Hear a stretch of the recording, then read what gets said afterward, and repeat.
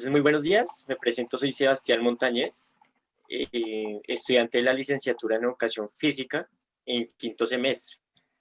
El día de hoy me permito Sebastián, realizarle una entrevista con la cual quiero conocer un poco más sobre su nivel de formación y experiencia laboral.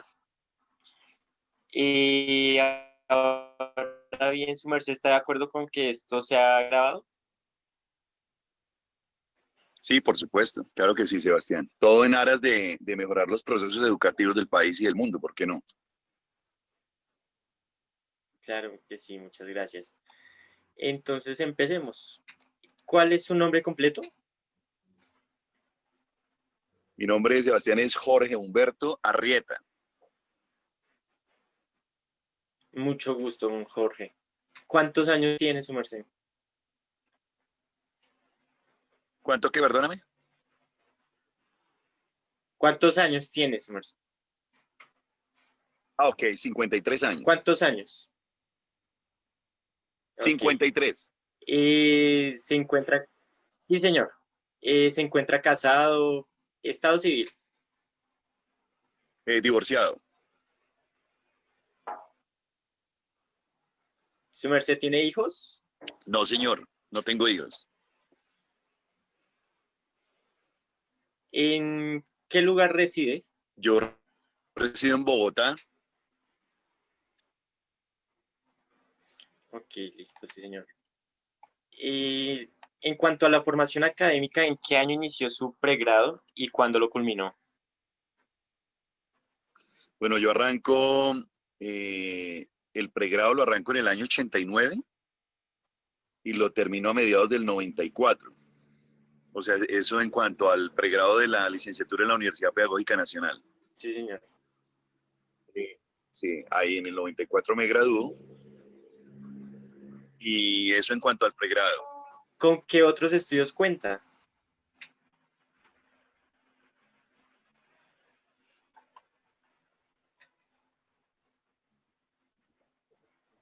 Bueno, tengo dos especializaciones, una en docencia universitaria de la Universidad Militar Nueva Granada, otra especialización en gerencia y proyección social de la educación, en educación de la Universidad Libre, ¿De qué universidad, perdón?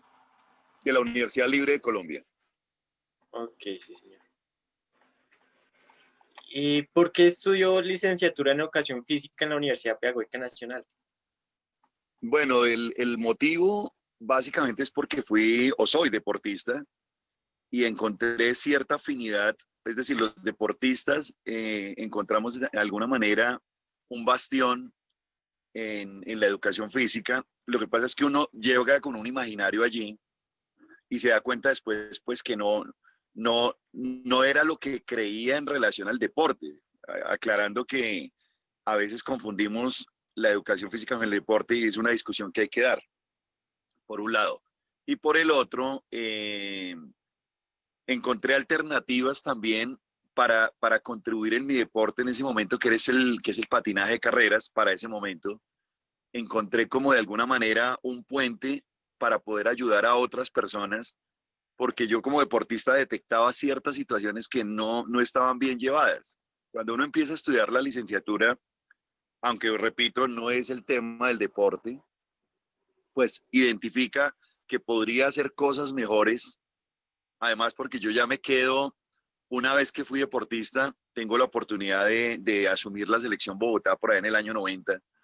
Entonces, ya venía como o sea, estudiando y a la vez con esa responsabilidad tan grande de una persona tan joven, porque hubo allí unas coyunturas para el momento. Entonces, como fui un deportista destacado, se me da como la oportunidad y creo que la licenciatura reforzó muchísimas cosas, muchos argumentos para poder hacer lo que tal vez hoy es un poco en ese caso, el patinaje bogotano de carreras. Creo que por ese lado me motivó muchísimo la parte de enseñar, porque de alguna manera fui un deportista de esos que le gustaba como mostrarle a los demás y enseñarle a los demás el tema de la técnica, el tema de la preparación física, de una manera muy natural, muy silvestre, llamémosla así. Sí. Muy bien. ¿Qué otro deporte ha practicado además del patinaje?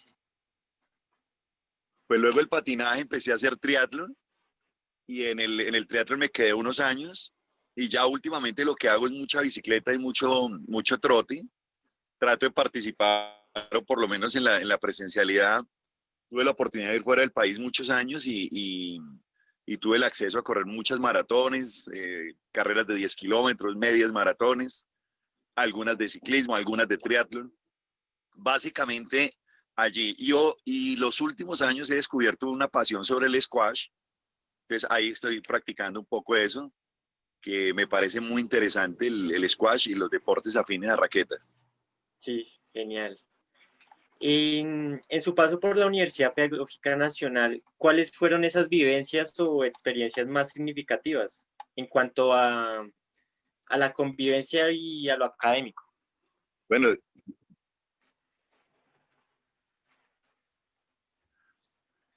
bueno, ahí hay un área difícil, experiencias, digamos que las experiencias significativas, más significativas fue encontrarme con algunos docentes que recuerdo con mucho cariño. Me parece que esta entrevista que tengo la honra de que ustedes me hagan, el orgullo y el honor de que ustedes me hagan, tiene que ver también para decirle a mis maestros, es decir, voy a nombrar unos, pero no quiere decir que los demás no, me dieron el potencial para que yo pueda ser lo que soy hoy. Y este es un tributo a ellos, algunos ya han muerto, ya han partido, ya se han ido, y otros están en condiciones ya precarias a veces de salud, pero creo que mi experiencia significativa fue la convivencia con ellos, o sea, el amor que ellos impartieron en mí, y no solo en mí, sino en mis compañeros, o en los que quisiéramos estar en ese tren del aprendizaje. Eh, eh, yo recuerdo con mucho cariño al profe Peralta, recuerdo con mucho cariño al hermano Manuel, que en paz descanse, recuerdo con mucho cariño a la profesora Judith, a la profesora Nelly, al profesor Daniel Oliveros, o sea, te voy a nombrar gente y me da tristeza no acordarme en este momento de más, pero son muchísimos los profesores que formaron en mí no solo o intentaron formar en mí solo no conocimiento, sino todos los procesos axiológicos a los que uno debe estar inmerso. Eso en cuanto a las experiencias muy, muy positivas, muy significativas, ese, ese mundo en el que ellos trataban de meterlo a uno y enamorarlo a uno de la docencia, creo que surtieron ese efecto, pero yo de alguna manera también estaba en las lides del deporte. Entonces lo que cogí fue muchos elementos para poder mejorar procesos deportivos en las escuelas de formación y demás, donde estuve muchos años con la Liga de Patinaje de Bogotá. Así que son innumerables las experiencias significativas y positivas, pero todas por mis maestros, por mis profesoras, por mis profesores, a los cuales les debo todo lo que yo soy.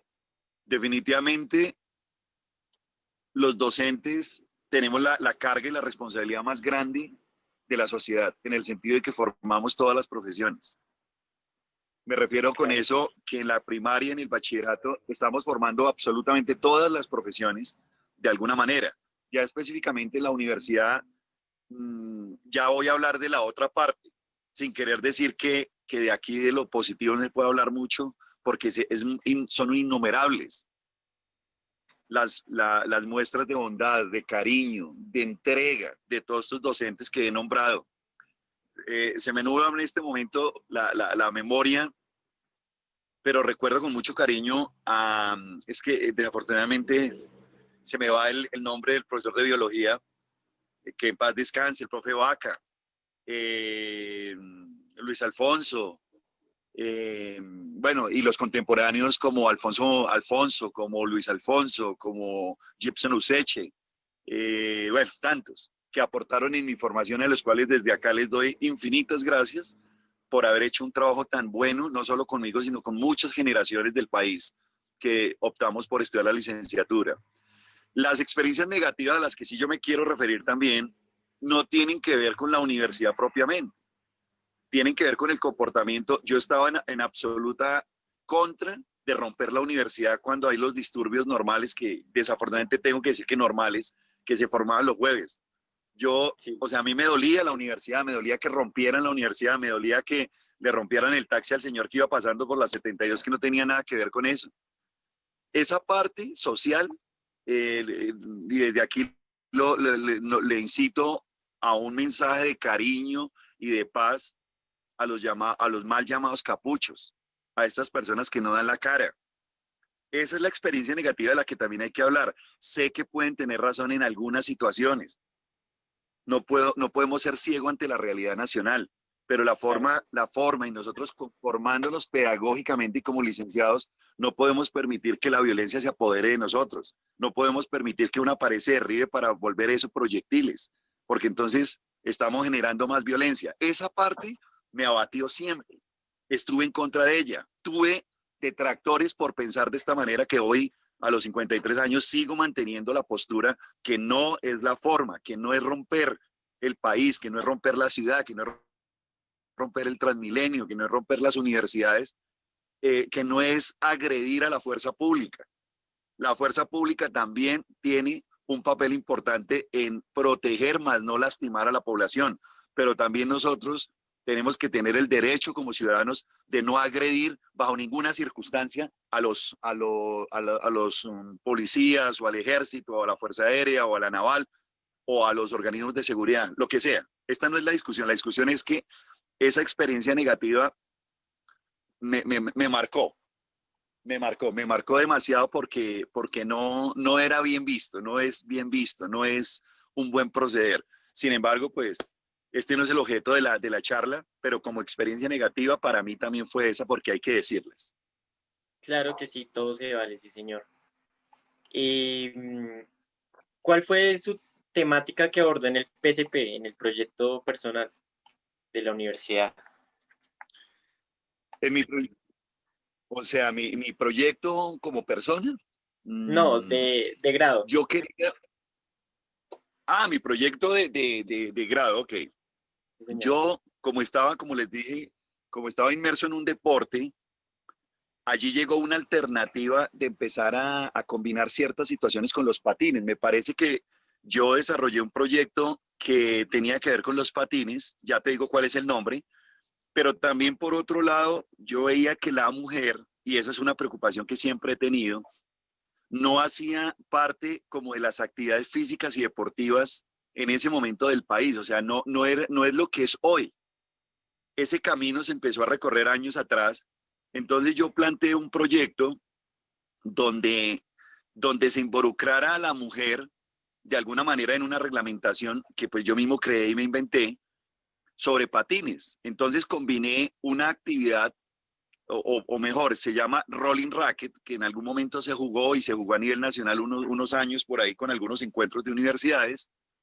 Entonces recuerdo que el nombre del proyecto se llama algo así como Rolling Racket, un proyecto y proceso de deportización para la inclusión de la mujer. Entonces, ¿qué creía eso? Que eran 5 integrantes por equipo y de los 5 integrantes debían haber 2 mujeres como mínimo en esa postura.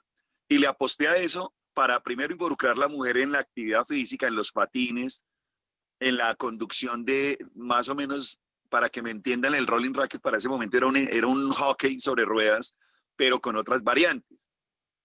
Entonces, allí empecé a desarrollar eso y fue de alguna manera un éxito en el sentido que para el momento había un diario, un periódico deportivo que se llama el Diario Deportivo, y el Diario Deportivo en algún momento a través de un periodista que me acuerdo mucho, por ahí lo veo a veces, se llama Elías Villamil, pusieron mi proyecto de grado en esos lienzos del periódico y eso fue algo muy bonito y muy grande, que se conociera un proyecto de la Universidad Pedagógica de la Licenciatura en Educación Física ya en un periódico. Y como si no bastara eso, vino un diario, un noticiero deportivo de televisión y nos hizo unas filmaciones, una entrevista, se dio a conocer la universidad, el proyecto, al asesor, al jurado, y empezamos a desarrollarlo a nivel nacional, pero desafortunadamente ya empieza uno en otras ocupaciones y descuida de alguna manera, pero sí tuvo impacto. Ese proyecto lo que pretendía era desarrollar habilidades sobre los patines combinadas con una especie de stick parecido al de hockey, pero no era él, con otro tipo de marcadores pero donde la mujer tuviera una interacción. Entonces, de alguna manera, me acuerdo que el objetivo, imagínate desde el 90 y pico, tratar de acordarme, pero me vino a la cabeza ya, uno de los objetivos, o tal vez el general, era la interacción entre hombres y mujeres en un deporte llamado rolling racket, algo así. Entonces logré crear una actividad nueva, sin que fuera hockey, y la interacción de las mujeres y la participación de ellas, no de una forma obligada, porque pues ninguna de ellas estaba obligada, pero sí tenían que tener cierto nivel en los patines. Y ya eso trataba de inducir a que las mujeres empezaran a patinar más y se empezaran a meter en esos deportes de contacto. Recuerdo que uno de los goles que se podían marcar lo tenía, o sea, dentro de lo que hice, lo tenía el gol par o impar, eso sí no lo recuerdo, lo tenía que marcar una mujer. Si lo volvía a marcar un hombre no valía. Como, como para hacer, intentar que el hombre entendiera que la mujer tenía mucho que hacer allí. Fue mi bandera. Mi bandera fue que la mujer tuviera esa participación, que se animara, que mirara sus potencialidades, que no se quedara arrumada en actividades, digamos, contemporáneas, allí quieticas, clásicas, sino que se arriesgara a un deporte de contacto donde no es fácil chocarse uno con una persona que viene a alta velocidad en patines y que con un solo roce te puede mandar a 2, 3 metros, y especialmente a una mujer. Más o menos ese es el resumen. Claro, muy interesante ese proyecto y dejando el nombre de la universidad en alto. Qué bien. Sí, gracias.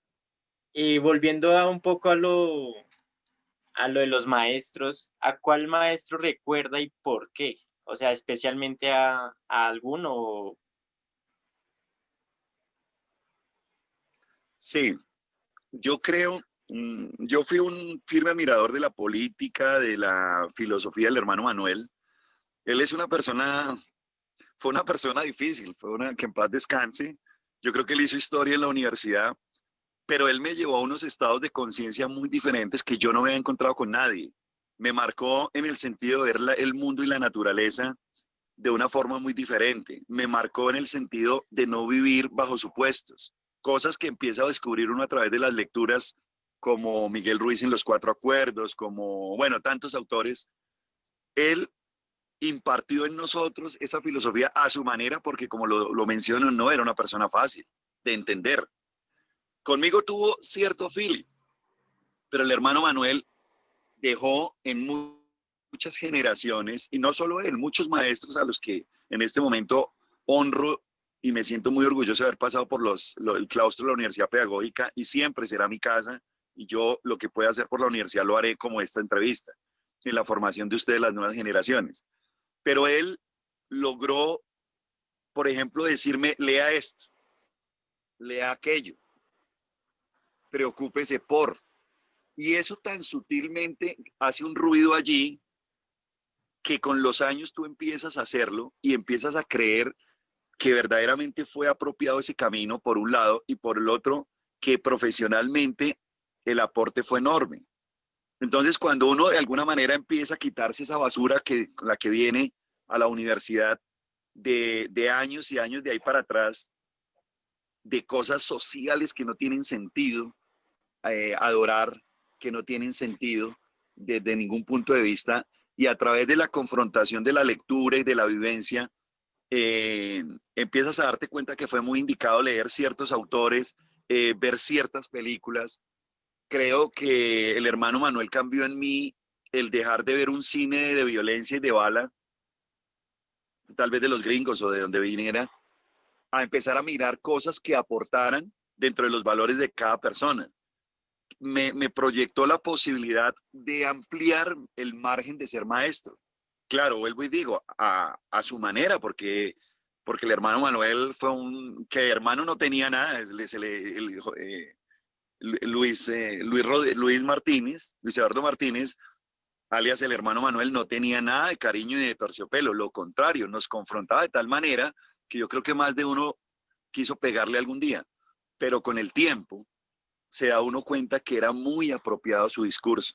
Y yo eternamente le estaría agradecido, no solo a él, sino a la profe Judy Palacios, a la profe Nelly Martínez, al profesor Daniel Oliveros, al profesor Héctor Peralta, a Alfonso Martín, o sea, tantos y tantos, Luis Alfonso Muñoz, Gibson. Se me escapa en este momento, desafortunadamente, tantos nombres, porque pues ya han pasado casi 30 años de ese suceso. Y yo lo único que creo es que los que ya han partido, Dios los tenga en su gloria y verdaderamente en buen espacio, porque el aporte que le han hecho al país a través de nosotros, los licenciados, de los docentes, específicamente de educación física, pues el aporte fue mucho cuando los que nos quedamos en estas generaciones hemos hecho la tarea, modestamente lo digo, hemos hecho la tarea y hemos contribuido desde la docencia, desde la parte deportiva, desde la parte administrativa, o simplemente como ciudadanos que intentamos no romper el país, sino intentamos que el país avance a pesar de tantas cosas negativas que existen, pero también llenos de un país bello, de un país lleno de cosas buenas y de gente buena. Sí, señor. La profesora Judith, tuvimos la oportunidad de tenerla en un espacio en el que se presentan los proyectos. Tuvimos la oportunidad de tenerla como en segundo semestre, sí, señor. Y el profesor José Martín, no sé si sea el mismo, pero él nos dictó clase hasta cuarto semestre. Alfonso Martín fue el que fue decano de la Facultad de Educación Física. Sí, entonces sí, señor. Sí, el mismo. Sí, triatleta, experto en gimnasia. De hecho, cuando fue mi profesor, acaba de llegar de la China, de hacer sus estudios de gimnasia por allá. Entonces debe ser la misma persona. No sabía que llamaba José. Sí, sí, señor. ¿Qué tanto le aportó la formación del pregrado para su vida personal? Bueno, yo creo que he tocado algunas situaciones, pero voy a profundizar especialmente en una. El pregrado me concientizó de la vocación como docente. Ojo con lo que voy a decir y lo voy a decir con mucho respeto. Mi generación, las que siguieron y las de ustedes, deben entender que no solo basta con cualificarse. Está muy bien los posgrados, está muy bien los diplomados, está muy bien la cualificación en general, pero no nos podemos olvidar del amor que hay que tenerle a la docencia, que no es fácil. El amor no te lo enseña nadie. La vocación no la venden en Carulla, no la venden en el Éxito, no la venden en los almacenes o en la tienda del barrio. La vocación viene con uno y esa está mezclada con el cariño y el amor que uno puede transmitir. Yo soy enfático en lo que digo, en el sentido de que el profesor no puede creer que lo único importante es su cualificación. Si nosotros no nos bajamos al nivel, o porque primero no podemos creer que estamos en un nivel superior. La única diferencia entre tú y yo es que yo nací antes que tú. Es la única diferencia como seres humanos y que hoy en día ya no tengo pelo. De resto, somos seres humanos exactamente idénticos, que merecemos el mismo respeto y tenemos los mismos deberes y derechos. Entonces, cuando yo me encuentro con profesores que lo único que creen que es importante en un aula es bote y bote información que rara vez se vuelve conocimiento, porque los...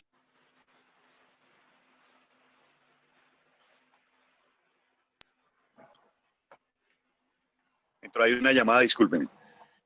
Rara vez esa información se vuelve conocimiento, rara vez.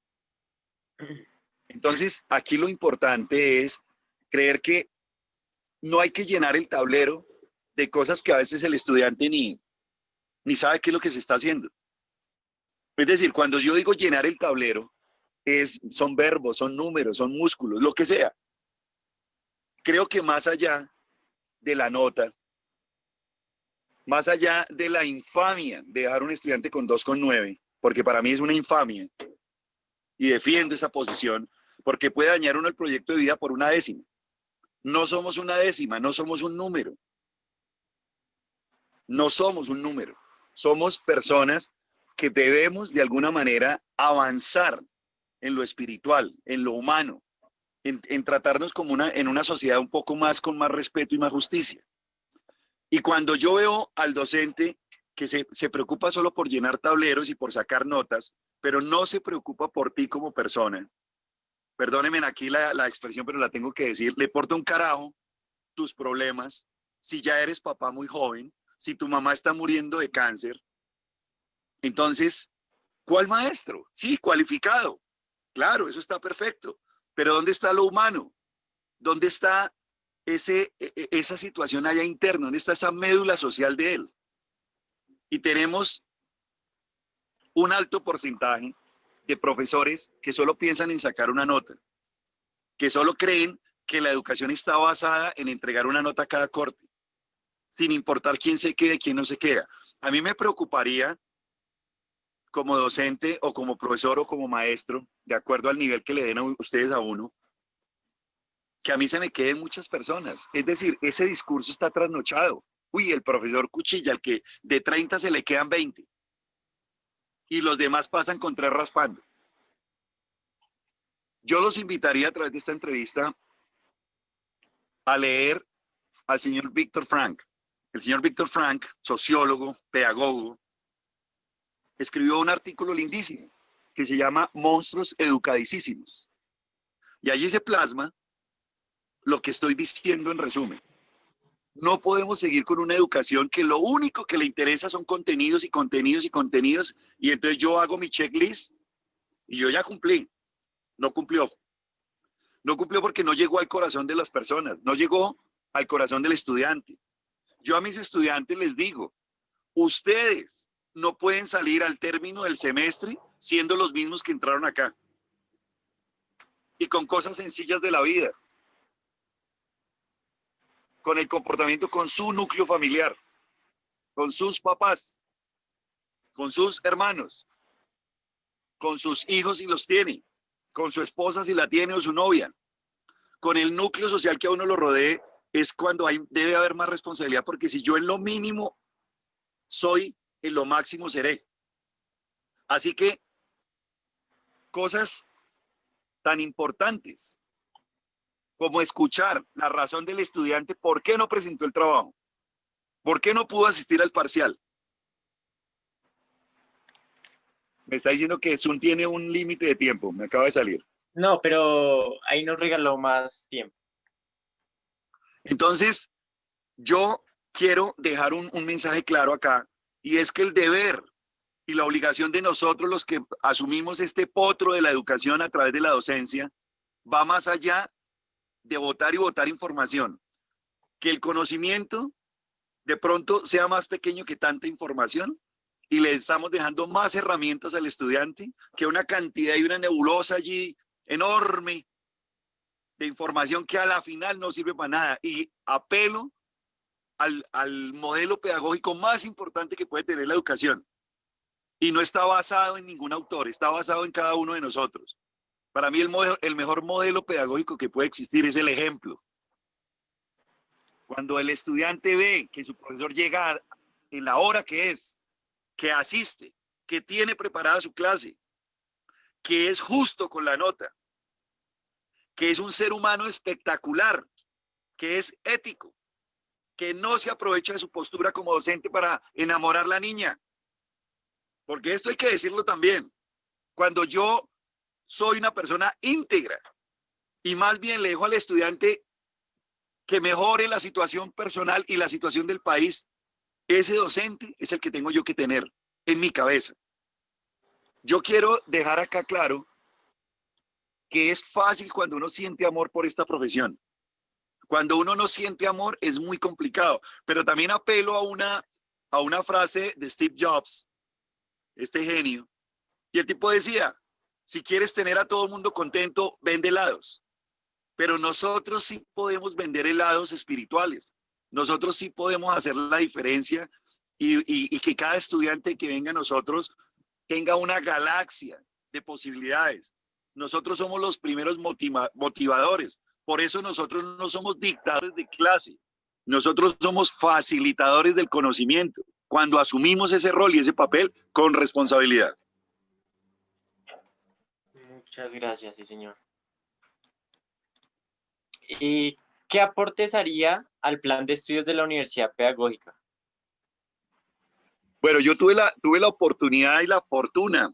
Hoy no la tengo porque los espacios de tiempo no me dan, pero trabajé con el Centro Valle de Tensa en manos de la profesora Lina Rocío, y trabajé con Luis Alberto Rodríguez, creo que es, aquí en Valmaría, en deportes de rueda justamente, y conozco el plan de estudios. ¿Yo qué le haría? Yo haría un énfasis más grande, o sea, y con todo respeto, en el aporte del bilingüismo.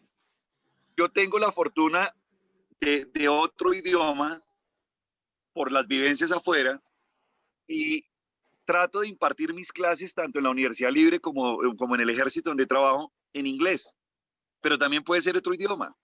Creo que al plan de estudio le hace falta una ofensiva real sobre el bilingüismo. A mí me encantaría que la Universidad Pedagógica tuviera cada semestre un nivel de inglés o de francés. Me encantaría que ustedes en octavo estuvieran en un muy buen nivel del inglés como lo clasifican en Colombia. Ese sería el aporte. El resto a mí me parece que está bien diseñado, que los que lo hicieron, los que lo aportaron, los que lo crearon, los que lo fundamentaron, tienen muy clarita la idea de para dónde es cada programa. Pero sí me parece que hay una carencia en la utilización del segundo idioma, que es muy importante entender que se publica en inglés, lo queramos o no lo queramos, que claro, en español se publica, pero desafortunadamente, ¿qué tenemos que hacer en los abstracts? Traducir. Entonces, si nosotros le diéramos la posibilidad a los estudiantes de tener mejores niveles de idioma, sea francés o sea inglés, que son muy utilizados en el mundo, creo que estaríamos haciendo un gran aporte a nuestra carrera. Claro, sí, señor. Y vamos a pasar ahora con la información en cuanto a la experiencia laboral. Entonces, ¿en dónde labora actualmente? Yo trabajo para el Ministerio de Defensa, pero estoy con el alma mater del Ejército, que es la Escuela Militar General José María Córdoba, ubicada en Bogotá, y es quien forma a los oficiales del Ejército. Allí al interior, los estudiantes, y aquí vale la pena de verdad hacer un discurso de unión, hacer un discurso de todo lo bonito que tienen los organismos del Estado para proporcionarle a las personas. Y la escuela militar no forma solamente oficiales, sino que forma profesionales en ciencias militares, que esa es la estructura, forma ingenieros, forma abogados, forma administradores, relacionistas internacionales, pero forma, ojo, educadores físicos militares. Estoy en la facultad que se llama Facultad de Educación Física Militar, coordino la autoevaluación del programa, soy docente de atletismo de pista y campo y de deportes de raqueta, y hago algunas labores más allí. Tengo una parte administrativa muy seria en el sentido de la escala y la responsabilidad, y ese es mi trabajo de planta. Soy una persona nombrada de forma indefinida por el Ministerio de Defensa. Y por otro lado, trabajo con la Universidad Libre como profesor catedrático, universidad que adoro, igual que el Ejército, porque me ha dado todos estos años la posibilidad de un desarrollo profesional y de cualificarme, y no solo cualificarme, sino encontrar gente estupenda. Entonces son los dos sitios donde yo laboro, muy agradecido con estas dos instituciones que me han dado todas las bendiciones habidas y por haber. Genial, sí, señor. ¿Cuánto tiempo lleva con estos empleos? Bueno, ya voy a cumplir con el Ejército casi 20 años, y con la Universidad Libre voy a cumplir 18 años próximamente en febrero. Ok. ¿Cuánto tiempo se demoró para conseguir empleo después de graduarse? Bueno, yo soy de esos casos atípicos que antes de graduarme ya estaba con empleo. ¿Por qué? Porque les narraba al comienzo que empiezo la licenciatura. Realmente la empiezo en el año 88, pero en FUSA, en lo que era el ITUC, hoy en día Universidad de Cundinamarca. Ese era el Instituto Tecnológico de Cundinamarca, se llamaba así, con sede en Fusagasugá. Allí duré un año e hice transferencia externa, pero volví a empezar en el 89 de ceros para no tener mezcolanzas aunque me valían algunas materias, y allí me instalo en el 89 y más o menos para ese momento estoy empezando a dejar mi vida deportiva como deportista y asumiendo ya un rol de entrenador, teniendo por ahí un club privado y demás, y ayudando en las escuelas de formación, o sea que ya tenía como trabajo. Avanzó el año 90 y se da la coyuntura de los Juegos Atléticos Nacionales. Hay un boroló ahí enorme en relación a la parte administrativa y demás, y me dan la posibilidad a mí de hacerme cargo de la selección Bogotá. Y empiezo a trabajar con ellos, con grandes figuras como Isabel Cristina Gutiérrez, Ana María Reyes, mujeres que fueron selección Colombia y campeonas del mundo. Entonces ya tenía trabajo. Y ya para el año 90 empiezan a surgir más posibilidades, o sea que fui un estudiante que ya tenía trabajo, no me demoré en conseguirlo. De pronto, después intenté dictar en una universidad, pero fue a los poquitos años, entonces inicialmente estuve en Senda como una corporación universitaria, pero la verdad no, mi paso fue atípico, ya tenía trabajo antes y es tan atípico que yo me encontraba dictando un curso de patinaje en México y tuve que venir a sustentar mi tesis de grado. Y eso para mí honra y trato que a través de esto los que me estén escuchando se motiven a que es posible. Yo soy una persona de origen campesino, como lo pueden ver, de una finca donde no había para ese momento mayores recursos, pero inclinado siempre por el deporte y por la actividad física y por la licenciatura. Entonces, ese atípico es que, respondiendo a la pregunta, es que ya tenía trabajo, tanto que ya era, digamos, de alguna manera una figura pública en el sentido del momento del patinaje y era estudiante de la Universidad Pedagógica, como le suele pasar a algunos deportistas que se dan la opción de estudiar la licenciatura o algo afín, como la Escuela Nacional de Deporte en el Valle, pero que ya son deportistas reconocidos, olímpicos y demás. Para el año 94, entonces yo les decía, estoy en México dictando una conferencia sobre el patín en línea, que ya era un hecho para ese momento, y empezamos a trabajar, pero ¿por qué me demoré yo como un semestre más? Porque yo tuve que aplazar casi un año la carrera. Fui de los que hizo la tarea, pero me tocó aplazar no por vagancia, ni por problemas, sino porque la Federación Internacional de Patinaje me dio la oportunidad de irme muchos meses, casi 6 meses, al Centro Olímpico de Entrenamiento en Altura en Colorado Springs. Entonces allí me fui al Olympic Training Center, que queda en Colorado, en el estado de Colorado, en Colorado Springs, la ciudad, y allí estuve haciendo un curso, se hizo una evaluación y se escogió un entrenador por continente. O sea, se tenían que escoger 5 continentes para ir a federar y enseñar el patín en línea. Y tuve la fortuna como estudiante, en ese momento de séptimo, octavo semestre, yo no sé en ese momento cuál sería, de ser escogido y empecé a federar desde Alaska hasta Chile, pero bueno, hay países que no se hicieron. Y tuve esa gran vivencia y hay algo que yo cuento con mucho orgullo y es que yo llego a Cuba un par de oportunidades sin ser licenciado, simplemente un estudiante de universidad, de la licenciatura, con el conocimiento del patinaje y la experiencia, pero me enfrento a un auditorio donde el más bobo hablaba 3 idiomas, porque era el momento del socialismo puro, donde todos esos entrenadores venían de ser entrenadores olímpicos, venían de formarse en Rusia, bueno, en la ex Unión Soviética, no Rusia, ex Unión Soviética para el momento, en Bulgaria, en Hungría, en los países que adoptaban ese modelo social.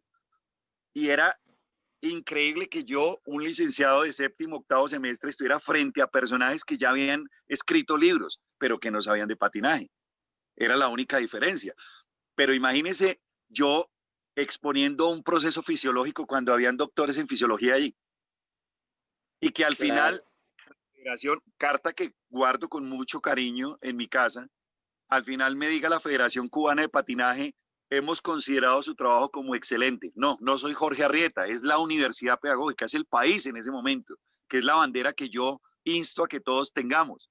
Para ese momento fue muy grande que Cuba le envíe a Coldeportes Nacional y a la Federación de Patinaje una carta donde diga el desarrollo del taller de ha sido considerado como excelente. Queremos seguir teniendo esta unión, este convenio con ustedes.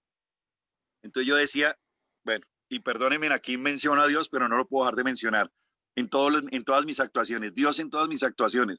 Yo decía, Señor, gracias. Gracias a mis maestros, porque ellos fueron los que me permitieron estar allá. Y después de eso, yo sigo federando y es cuando vengo a decirles a muchos países de América, solo de América, y muchos encuentros a nivel mundial para acabar de formarnos. Y es cuando regreso en el año 94 a sustentar la tesis, pero antes de ir a México yo les dije, mire, yo tengo una fecha de una sustentación de la tesis, pero ellos se imaginaban que era una tesis de posgrado, no de pregrado. Y yo vengo, hago la sustentación en la mañana y en la tarde vuelvo y me voy para México porque el compromiso era ese. Entonces, cosas como esas para responder y redondear la pregunta es que ya tenía trabajo y lo sigue y no ha faltado y lo he seguido haciendo y teniendo. Y es como el mensaje también a los nuevos licenciados. Cuando uno quiere algo y lo persigue, el sueño está ahí. Solo que hay que ponerle fecha, simplemente. Entonces, trabajo sí hay. Lo que tenemos que preguntarnos es lo que se preguntó John F. Kennedy en algún momento. No qué puede hacer el país por ti, sino qué tú puedes hacer por el país. Aquí, ¿qué puedo hacer yo por mi profesión? No la profesión que me busque trabajo. Yo creo que cuando uno tiene un ADN, cuando uno tiene una hoja de vida limpia, cuando es una buena persona, cuando se ha cualificado, cuando ve el mundo con cierta situación diferente, que tenga un ADN diferente, cuando es respetuoso de las normas, el trabajo llega. Además porque hay que buscarlo, ¿no? Él no va a llegar solito. Pero es importante entender que las situaciones de la vida se dan porque uno las quiere. No llega accidentalmente. Son muy pocas las cosas que llegan accidentalmente que son positivas, como por ejemplo el amor. Pero el resto, y no siempre el amor, ¿no? Pero la parte laboral llega porque hay una diferencia, hay un ADN, hay una cualificación diferente. Y cuando a mí me ven diferente y soy diferente en lo que hago, seguramente voy a tener éxito. Muy bonita reflexión, sí, señor, muchas gracias.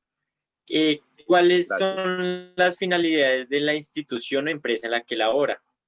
O sea, la misión, la visión, los valores corporativos.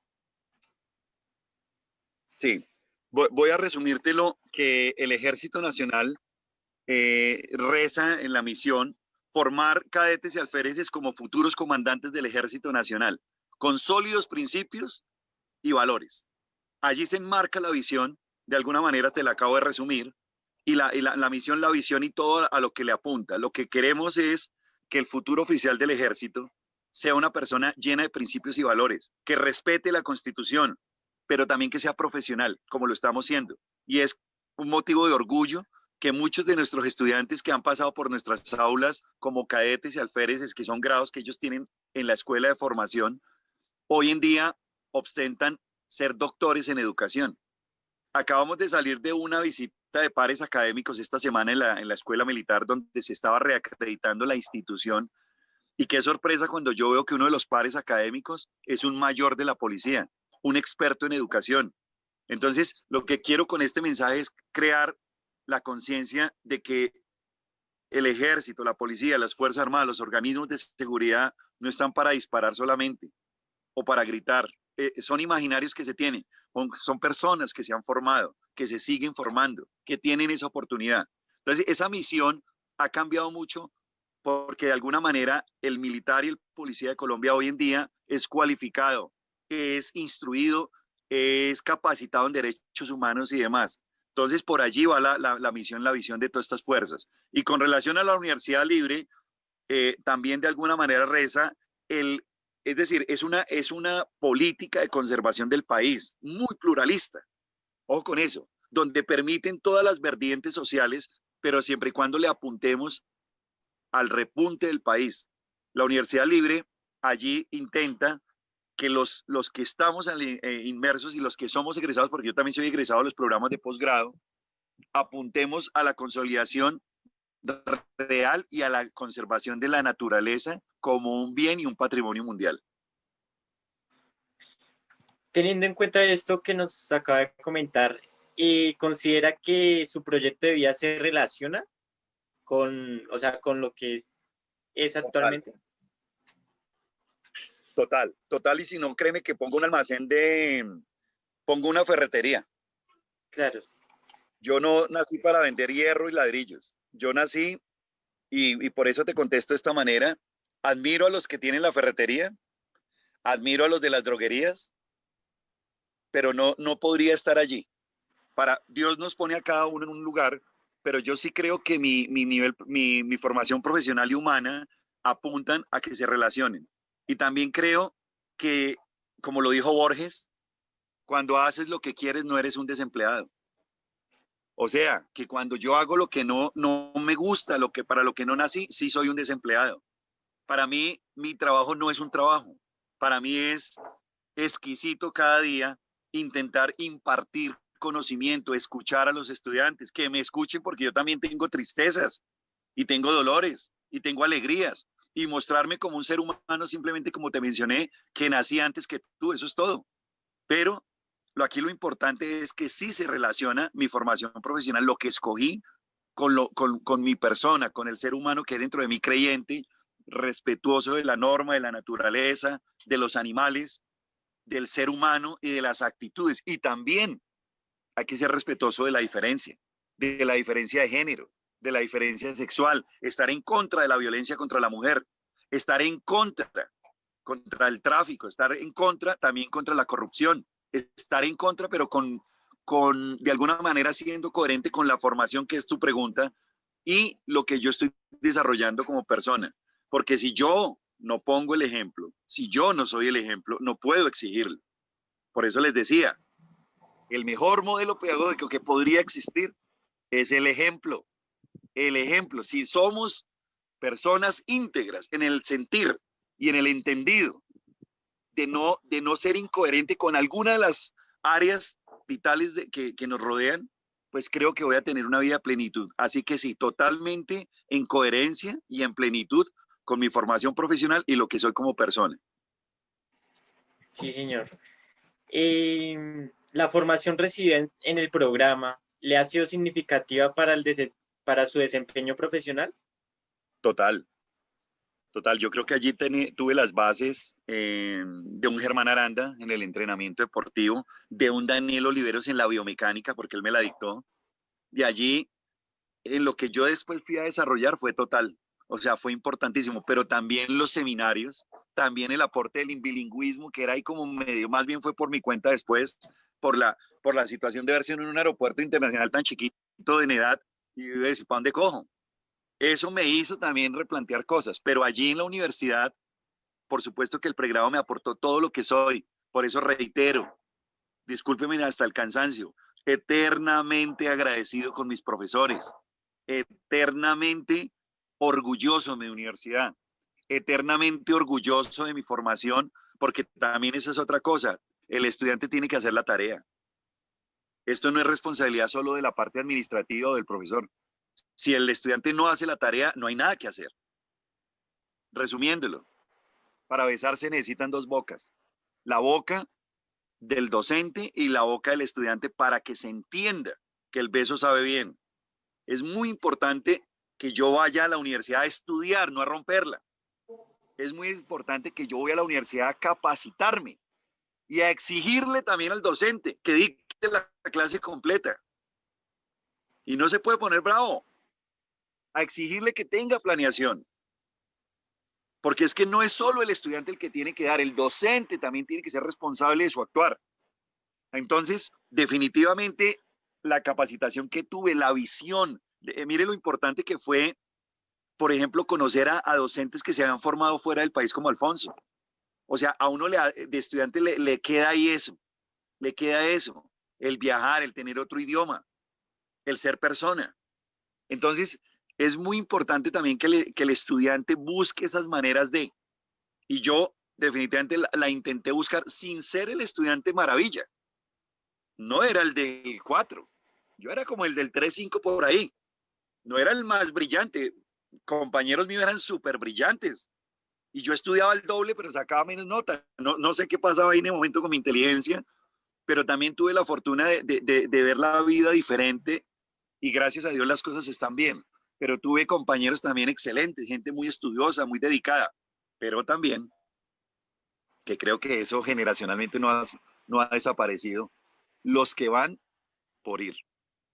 Y ojo, porque mire la responsabilidad, no van a ir a doblar varillas, ni van a hacer la mezcla para un pastel, van a contribuir en la formación de un ser humano, y un ser humano tan valioso que es cada vida de nosotros. Así que sí, absoluta coherencia, absoluta plenitud en lo que recibí para mi desarrollo profesional, más la lectura que tocó empezar a hacer extra.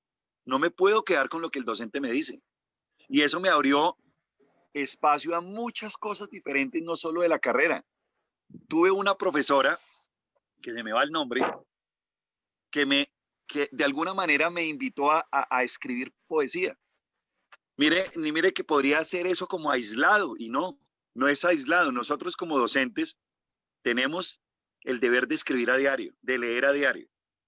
Y esa persona, esta profesora nos hizo un clic de poesía, y a mí me quedó. Y hoy en día trato de defenderme un poco con eso también, escribiendo, porque desde la docencia se pueden hacer muchas cosas. Ok, sí, señor. En cuanto al plan de estudios en el cual se formó, ¿le dio suficientes herramientas para su desempeño profesional? El plan de Sí, yo estudios. creo que sí. Sí, yo creo que sí, para el momento, eh, digamos que yo lo voy a poner a manera de una licencia, una ISO, de esos famosos negocios internacionales que nos tragamos todos acá en el mundo, porque eso finalmente en el fondo es un negocio, pero bueno, esa no es la discusión hoy.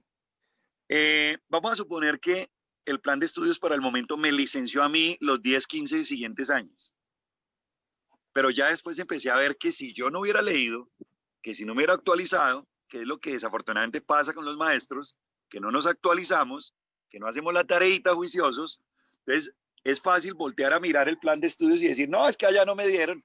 No, me dieron la licencia para unos años. De ahí para allá era deber mío informarme, involucrarme en los procesos educativos.